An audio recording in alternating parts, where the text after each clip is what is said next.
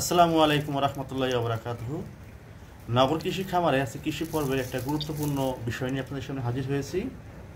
আজকে আমরা ছাদ খামার বলেন বা উঠান খামার বলেন, যারা মাটিতে আমরা গাছ করি না, যারা টপে গাছ করি বা গ্রো ব্যাগে করি, তাদের প্রতি বছর যে এসেনশিয়াল কাজটা অত্যাবশ্যকীয়, সেই জিনিসটা নিয়ে আমি আপনাদেরকে ডিটেলসে আমি আলোকপাত করব এবং আপনাদেরকে দেখাবো। এটা একটা থাইল্যান্ডের লাল জামরুল বা রোজ অ্যাপেল জামরুল।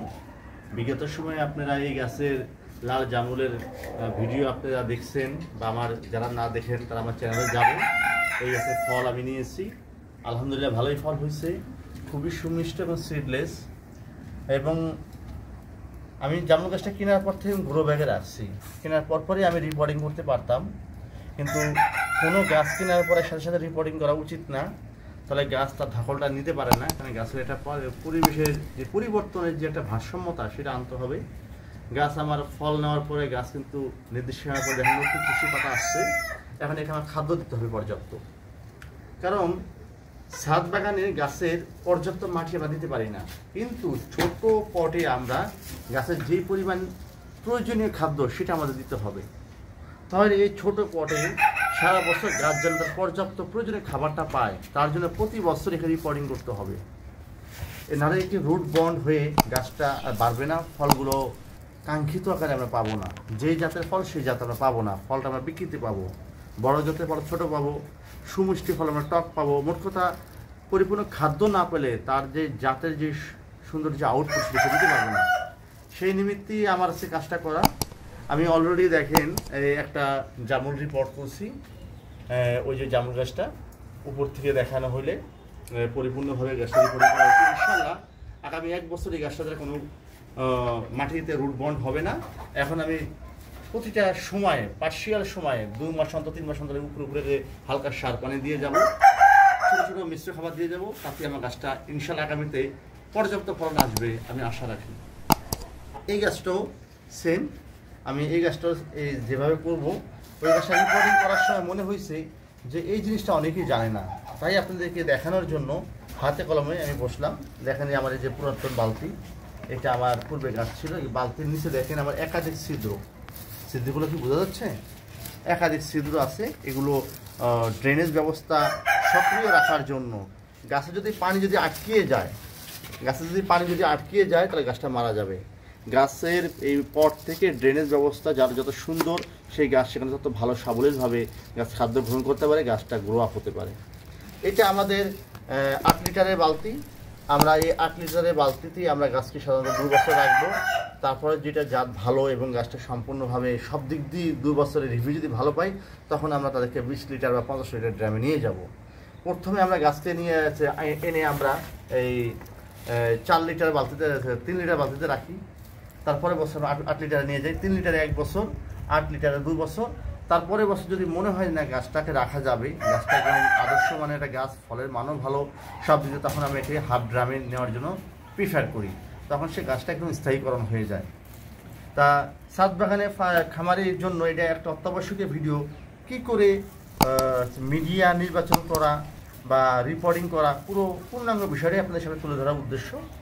আপনাদের এই বালতির সর্বনিম্ন লেয়ারে আপনি এমন কিছু মিডিয়া দিতে হবে যাতে ওখানে পানিটা যেন ব্লক না হয়ে যায়।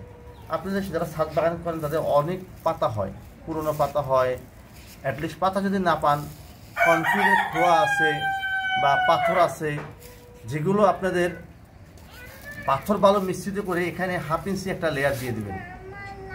1/2 ইঞ্চি লেয়ার দিয়ে দিলে তারপরে যদি মিডিয়া দেন, পানিটা যে সর্বনিম্ন লেয়ারের যে ওটার ব্লক হবে না, অতিরিক্ত পানিটা বেরিয়ে যাবে।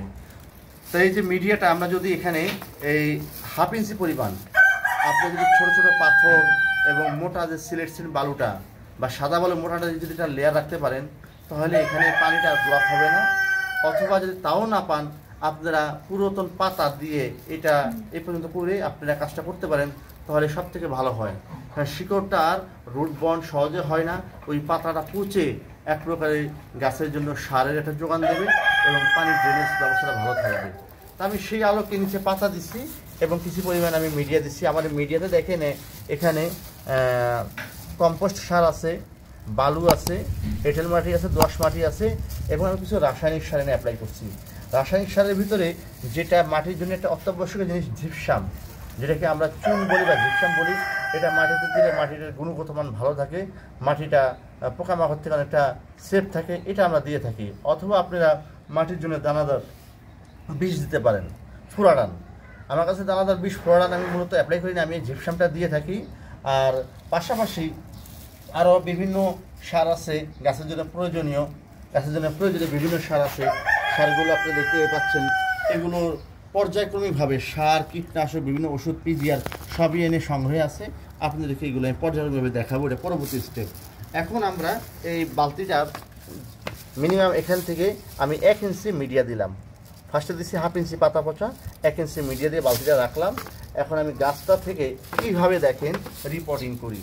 এই গাছটা যেই পরিমাণ গ্রো ব্যাগে আছে, এই পরিমাণ গ্রো ব্যাগের মাটি এখানে আটবে না, এটা এবং ওভার হয়ে যায়। কিন্তু না, আমি এই গাছটাকে এখানে রাখবো। কীভাবে এইভাবে রাখবো এই জিনিসটা আপনাদেরকে বিশদভাবে দেখাচ্ছি। প্রথমে আমি এই গ্রো ব্যাগটাকে কেটে ফেলি।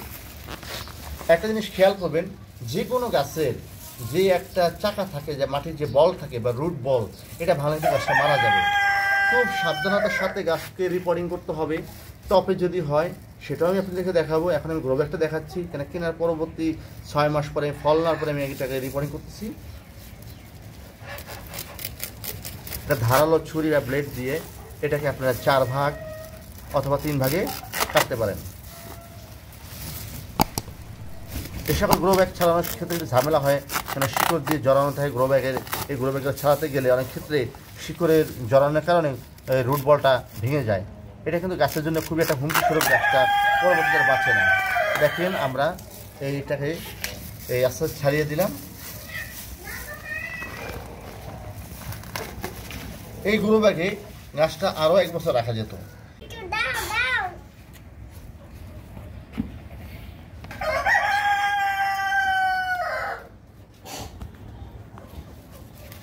হ্যাঁ, এই যে আমরা এটাকে উঁচা করে আমরা এটা নামান দেখাতে আমাদের শিকড় ধরে গেছে, এই যে আমরা ছাড়িয়ে নিলাম।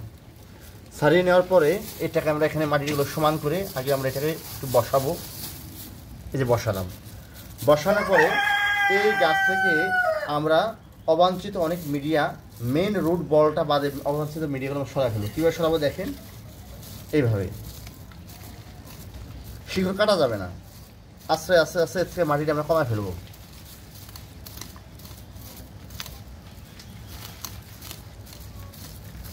এতে হবে কি, শিকড়গুলো থাকবে কিন্তু মিডিয়াগুলো চলে যাবে, কারণ এই মিডিয়াতে তার খাদ্য কণার নাই। এই মিডিয়া মানে এখানে মাটিগুলো আমি যে ছাড়িয়ে নিচ্ছি, এই মাটিগুলো কিন্তু অনেকটা এখান থেকে যতগুলো খাদ্যের যে গুণগত মান, মাটির যে বিভিন্ন খাদ্যের যে গাছের যে খাদ্য, অনুখাদ্য এনে কিছুই নেই। এই যা শিকড়গুলো আমাদের প্রয়োজন, এখানে আমরা এই শিকড়ের মাধ্যমে নতুন মিডিয়া দিব, যেখানে গাছের খাদ্য পাবে, গাছগুলো আবার নতুন করে শুরু হবে।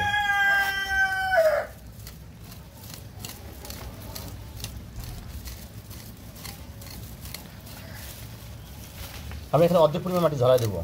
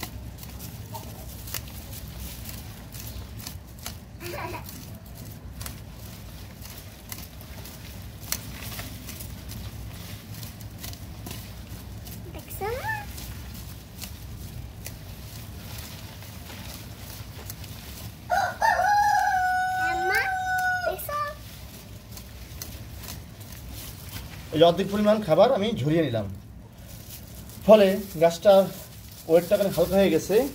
তারপরে নিচের ভাগে, এই যে নিচের ভাগে আমি আরও কিছু মাটি যতটুকু সম্ভব আমি মাটি থেকে কমায় ফেললাম।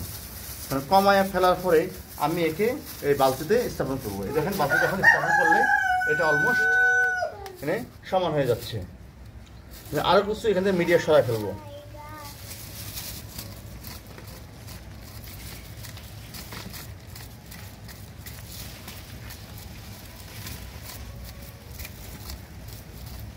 হ্যাঁ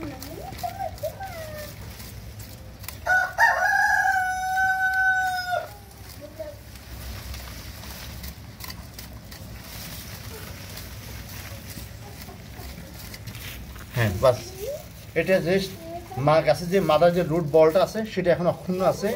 অতিরিক্ত মাটিগুলো আমি সরিয়ে এখন এখান থেকে আমি গাছের যে মাটিটাকে নিচে মাটিটাকে আপনারা দেখতে পাচ্ছেন, নিচের মাটিটাকে একটু দাঁড়িয়ে করতে হবে।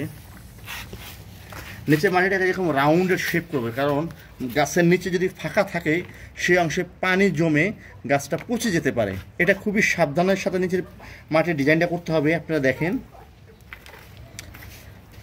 আমি রাউন্ডেড আকারে করলাম, যাতে গাছটা যাতে সুন্দর মতন কোনো গ্যাপ যাতে ভিতরে না থাকে গাছের চারিপাশে। এবার আমি গাছটাকে স্থাপন করলাম। তারপরে এই গাছটা এই বালতির জন্য সাফিসিয়েন্ট হচ্ছে না, আমরা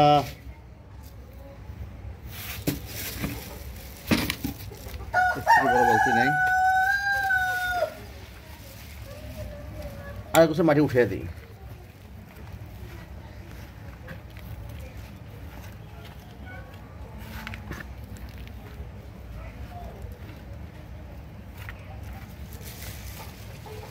হ্যাঁ এবার হয়েছে, এবার গাছটার জন্য সাফিসিয়েন্ট হয়েছে। দেখেন গাছটাকে চেপে চেপে এবং সর্বোপরি গাছটাকে সোজা দেখতে পাবেন, সোজা স্টেপ, সোজা সুন্দর একটা স্ট্রাকচারে। তারপরে আমি করব কি, এখান থেকে এই যে গাছ থেকে যে মিডিয়াটা ঝরাইছি এই মিডিয়াটা আমি সাইড করে নেব। মিডিয়াটা সম্পূর্ণ সাইড করে আমার যে পূর্বে যে প্রিপেয়ার করা যে মিডিয়াটা আছে সেটাকে আমি দিব। এই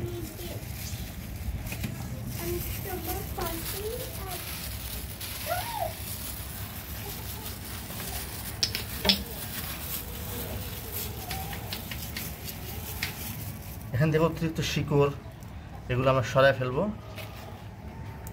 আমরা ভুলেও নতুন রিপোর্টিং করার সময় কোনো রাসায়নিক সার দিব না।